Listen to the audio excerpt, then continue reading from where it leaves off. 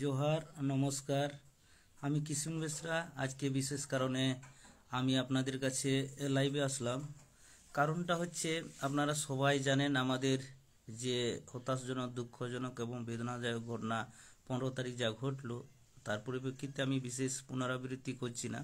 তো আমাদের যে বিভিন্ন ফোন আসছে এবং বিভিন্নভাবে বিভিন্ন মানুষজনের এবং শুভাকাঙ্ক্ষী এবং মানবিক মানুষগণ আছেন, ওনারা বিভিন্নভাবে আমাদেরকে ফোন করছেন এবং ফোন করে ওনারা জানতে চাইছেন সুবল স্যারের বাড়ি কোথায়, প্রায়ত আমাদের যোদ্ধা সুবল স্যারের বাড়ি কোথায়, এবং ওনারা দেখা করতে, ওনাদের পরিবারের সঙ্গে দেখা করতে চান। সেই জন্য অনেকেই আমাকে ফোন করেছেন এবং তার সঙ্গে সঙ্গে আর ওনারাও ওনাদের পরিবারকে কিছু সাহায্য দিতে চান। সেই জন্য আমি আজকে লাইভে আসলাম। আমি বিশেষ 2-3টা কথা বলবো, কারণ যখন সুবল স্যার আমাদের যোদ্ধা বেঁচে ছিলেন, হসপিটালে এডমিশন ছিলেন, তখন ওনার চিকিৎসা বাবদ, সাহায্য বাবদ আমরা আমাদের যে বারকোড স্ক্যানার 3 জনের দেওয়া ছিল।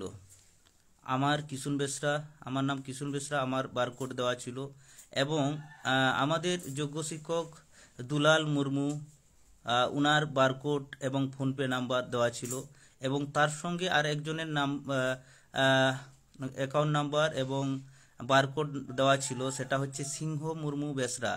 উনারটা হচ্ছে আমাদের যোগ্য শিক্ষক কৃষ্ণ বেসরার স্ত্রীর অ্যাকাউন্ট দেওয়া ছিল। এই 3টা অ্যাকাউন্ট আমরা আমাদের দিক দিয়ে প্রোভাইড করেছিলাম আপনাদের সামনে। আর তার সঙ্গে সঙ্গে আমাদের সুবল স্যারের অ্যাকাউন্টটাও দেওয়া ছিল। তো আজকে আমি এটাই বলবো, যেহেতু আমরা চিকিৎসার, ওনার শুশ্রূষা এবং ওনার চিকিৎসার জন্য আমরা আপনাদের কাছ থেকে ফান্ড কালেকশন করেছিলাম এবং সেই ফান্ডগুলো আমরা ওনার স্ত্রীর হাতে তুলে দিয়েছি। এখন বর্তমান যেহেতু সুবল স্যার আমাদের মনের মধ্যে, আমাদের হৃদয়ের মধ্যে থাকবেন, আর যেহেতু উনি নেই আমাদের কাছে প্রায়, সেই জন্য আমরা বলবো এই মুহূর্তে যিনারা সাহায্য দিতে চান কিংবা যিনারা সাহায্যের হাত বাড়াতে চান, আমাদের অ্যাকাউন্টগুলোতে না দিয়ে আমাদের অ্যাকাউন্টে আজ থেকে আমরা বলছি যে আমাদের এই যে 3টা অ্যাকাউন্ট, কিশুন বেসরা, দুলাল মুর্মু এবং এই যে সিংহ মুর্মু বেসরা, এই 3টা অ্যাকাউন্টে আপনারা আর টাকা পাঠাবেন না। কারণ এখন যেহেতু সুবল সোরেন নেই, আপনারা টাকা পাঠাবেন সরাসরি ওনার স্ত্রীর অ্যাকাউন্টে। কারণ ওনার স্ত্রীর অ্যাকাউন্টটা সোমবারের মধ্যে ওপেন হয়ে যাবে। তো ওনার স্ত্রীর অ্যাকাউন্টটা কিছু প্রবলেম আছে, সেই জন্য এই সোমবারের মধ্যে ওনারা ব্যাংকে গিয়ে সমস্ত কাগজপত্র, নথিপত্র দিয়ে নতুন অ্যাকাউন্ট বলুন, পুরনো অ্যাকাউন্টটা ওটা সঠিকভাবে ঠিকঠাক করে এবং ফোনপে করে আপনাদের কাছে বারকোড এবং ওনার অ্যাকাউন্ট নাম্বার আপনাদেরকে প্রোভাইড করে দেওয়া হবে এবং আপনারা নিজের ইচ্ছা মতো স্বহস্তে যা সাহায্য করতে পারেন, যা সাহায্য দিতে পারেন ওনার স্ত্রী কিংবা ওনার মেয়ের জন্য, আপনারা সরাসরি ওনাদের হাতে তুলে দেবেন কিংবা ওনাদের অ্যাকাউন্টে প্রোভাইড করবেন। সেই জন্য আমরা আপনাদের কাছে ক্ষমা চেয়ে নিচ্ছি এই মুহূর্তে, কারণ আমাদের কাছে আপনারা টাকা পাঠাবেন না। আপনারা, আবার বলছি, সরাসরি আপনারা ওনাদের অ্যাকাউন্ট অর্থাৎ ওনার স্ত্রীর অ্যাকাউন্টে টাকা পাঠাবেন। ওটা কিন্তু আপনারা সোমবারে আমরা ওনার অ্যাকাউন্টটা দিয়ে দেবো, কারণ ওনার অ্যাকাউন্টটা এখনও ঠিকঠাক হয়নি, কারণ এখনও ওপেন করা হয়নি। সেই জন্য সোমবার দিন আমরা ওনার অ্যাকাউন্ট দিয়ে দেবো। আপনারা অনেকেই ফোন করছিলেন যে আমরা টাকা পাঠাতে চাই। আমরা বলবো আপনারা একটু ওয়েট করুন এবং আপনারা সোমবার দিন ওনার অ্যাকাউন্টে আপনারা টাকা পাঠাবেন সরাসরি, এবং ওনার অ্যাকাউন্টটা আমরা সবাইকে শেয়ার করে দেব। আমাদের যোগ্য মঞ্চের যে গ্রুপ আছে, যোগ্য শিক্ষক শিক্ষিকা অধিকার মঞ্চের যে গ্রুপ আছে, সেই গ্রুপে, ফেসবুক গ্রুপ বলুন, সমস্ত যে গ্রুপগুলো আছে, আমরা সেখানে ওনাদের অ্যাকাউন্ট এবং ওনার নাম সহ অ্যাকাউন্ট এবং তার স্ক্যানার সব পাঠিয়ে দেব এবং আপনারা ওখানে একে একে আপনাদের যত সাধ্যমতো আপনারা ওখানে সাহায্য করতে পারেন। আর এটাই বলার ছিল। আর ওনার অ্যাড্রেসটা, ওনাকে আসতে চাইছেন এবং ওনার ফ্যামিলির সঙ্গে দেখা করতে চাইছেন।